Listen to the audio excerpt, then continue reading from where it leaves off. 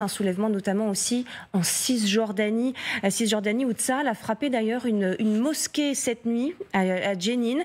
Et pour prévenir toute polémique, Thomas Herman, bonjour à vous, vous nous avez rejoint. Eh bien, Tsahal a pris le parti de justifier en détail les raisons de ce bombardement. Quelles justifications ont-ils avancé justement, Thomas? Effectivement, que ce soit le biais par leurs porte-paroles officiels, mais également sur les réseaux sociaux, nous avons un détail assez précis de la situation. Pour vous donner là où ça s'est passé sur une carte très précisément, on va aller au nord de la Cisjordanie et c'est cette mosquée avec, regardez cette image satellite qui a été frappée.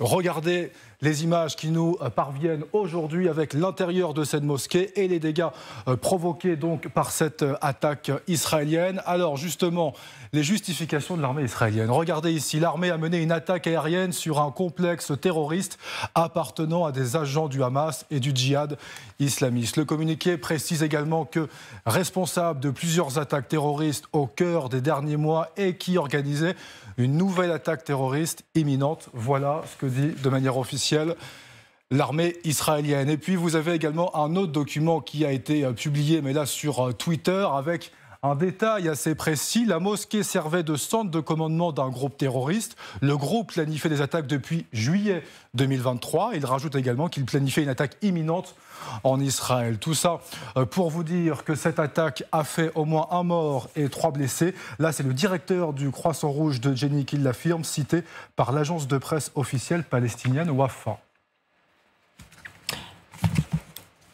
Merci beaucoup, Thomas, pour ces précisions. On voit donc un Israël obligé de justifier précisément la raison de cette frappe sur une mosquée. On comprend bien pourquoi. Un cible symbolique, tabou s'il en est, mais qui abritait donc, d'après Israël, des caches d'armes notamment, et où se fomentait une attaque imminente sur Israël. Qu'en est-il du risque d'embrasement justement aussi en Cisjordanie? On va en parler avec l'une de nos équipes présentes sur place dans la région, Hélène Bonnet. Bonjour à vous, Hélène. Vous étiez il y a quelques jours à peine à Ramallah. Vous avez rencontré ces Cisjordaniens, vous leur avez parlé longuement, bien sûr. Quel est le risque aujourd'hui qu'eux aussi rejoignent ce combat, cette guerre à mort contre Israël qui a été lancée par le Hamas?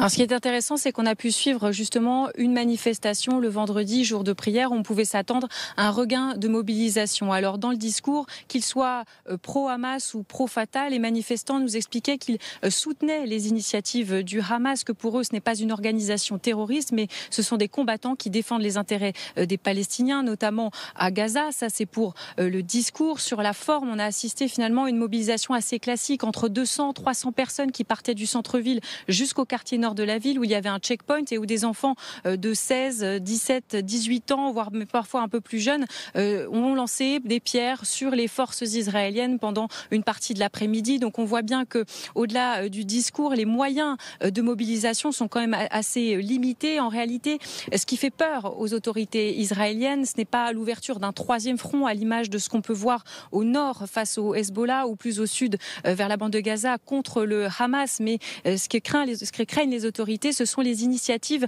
de terroristes qui pourraient mener des attentats dans les villes de Cisjordanie. Et c'est pour ça que l'armée israélienne justifie ces derniers jours de plusieurs dizaines d'arrestations, mais aussi cette frappe, vous l'avez évoqué, sur la mosquée de Jenin. Donc c'est surtout ce qui inquiète les autorités en Cisjordanie. Merci beaucoup, Hélène Bonnet. Est-ce qu'on a une idée de ce risque aujourd'hui, Cyril de Cizy, pour Israël? Alors, une action offensive du Hezbollah au niveau en passant par le Sud-Liban, donc en attaquant par le nord d'Israël, c'est très peu probable parce qu'ils n'en ont pas les moyens militaires. Il faut savoir que toute l'armée israélienne est en défense ferme sur cette zone-là. Donc il y a énormément d'artillerie, il y a des drones en permanence. Les avions de chasse israéliens peuvent décoller et intervenir en moins de 5 minutes. Donc franchement, ils ne pourront pas passer. Par contre, faire du harcèlement, des tirs de roquettes, essayer d'envoyer des commandos pour en faire des nouveaux attentats. Parce qu'en fait, à chaque fois qu'un élément militaire palestinien va réussir à pénétrer sur le sol israélien, ça sera un nouvel échec pour les organes sécuritaires israéliens. Donc ça sera plus des actions politiques que vraiment un troisième front, disons, du moins pour le nord. Par contre, pour la Cisjordanie, vu le nombre de colonies israéliennes qui sont dispersées là-bas, ça va être très compliqué à défendre. Là-bas, ça va vraiment être compliqué. C'est tout un modèle déjà ô combien complexe, difficile à mettre en œuvre même au jour le jour en Cisjordanie, qui risque aussi de s'effondrer là. Oui, moi c'est précisément ce qui m'inquiète. J'étais en Cisjordanie avant de rentrer en France. Vous savez, les officiels israéliens vous parlent toujours de leur peur de cette ubérisation du terrorisme. C'est-à-dire qu'aujourd'hui, on a une génération de jeunes chauffés à blanc dont l'univers culturel, c'est les vidéos de combattants, d'armes, les anachides, etc. Où la notion de résistance, c'est à la mode en ce moment de dire est-ce qu'on parle de résistance ou est-ce qu'on parle de terrorisme. Il faut savoir que dans la réalité de ces gens-là, c'est ténu, la frontière est ténue, on ne fait pas de débat sémantique. Et donc, ils ont peur de ça.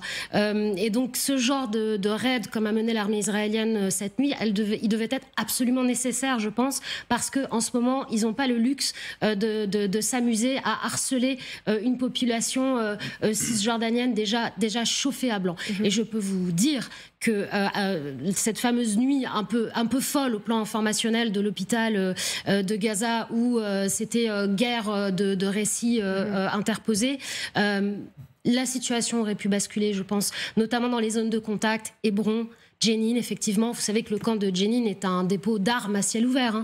Donc ça, c'est un vrai danger. Israël en a très peur. Et d'ailleurs, l'Israélien de base, là, le militaire en patrouille qui fait le filtrage au checkpoint, en ce moment, sa confrontation quand il croise un Palestinien qui passe avec sa camionnette pour aller travailler, je peux vous dire que c'est extrêmement tendu. J'ai assisté à ça. À tout instant, ça menace de dégénérer. Moi, je suis très, très pessimiste sur le sujet de la Cisjordanie. Ouais. On va regarder à nouveau, oui. Juste un point là-dessus pour rebondir sur ce que disait Laura très rapidement. Ce qui est frappant, c'est qu'ils aient fait un raid aérien sur une mosquée à Jenin. Oui, tout à fait. Parce que s'ils avaient fait une opération des forces spéciales, comme ils le font très souvent, dans cette poudrière qu'est Jenin, ça risquait d'embraser tout le camp, comme il y avait eu déjà dans d'autres opérations, et que le commando doivent tirer sur tout le monde, que ça fasse un bilan absolument énorme, et que donc c'est un indice même de cette peur et de la situation totalement explosive des territoires. Tellement explosive que Tsahal doit donc justifier cette frappe, bien entendu, photo à l'appui. On va voir ce qui était l'objectif de Tsahal, revendiquer une trappe, des caches d'armes, et dissimulées dans une mosquée. C'est aujourd'hui la difficulté aussi pour Israël. Arlette Chabot, c'est d'éviter que cette poudrière ne s'enflamme, tout en limitant les actions terroristes qui pourraient être fomentées dans ces zones, en Cisjordanie. C'est hautement délicat. Je crois que depuis le 7, il y a autour de 1200 arrestations qui ont été opérées par Israël en Cisjordanie, justement parce qu'il y a la crainte d'infiltration de terroristes. Il y a des gens du Hamas, ils ne sont pas juste cantonnés, si je puis dire, effectivement à Gaza. Il y en a aussi en Cisjordanie. Donc il y a une crainte, effectivement, d'opération. Il y a eu des incidents, il y a eu des échanges de tirs, il y a eu quelques morts. Donc effectivement, avant même cette opération, donc il y a une crainte.